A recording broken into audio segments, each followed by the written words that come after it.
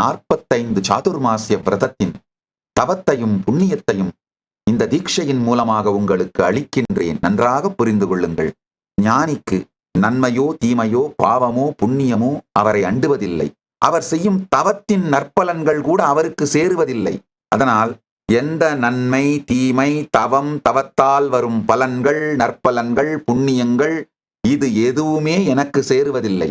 நான் செய்கின்ற எல்லா தவம் சேவையினால் வரும் புண்ணியம் ஞானத்தை அளிப்பதனால் வரும் புண்ணியம் எல்லாவற்றையும் தவத்தால் வரும் சக்தி அனைத்தையும் இந்த தீட்சையின் வடிவமாக உங்களுக்கே அளிக்கின்றேன்.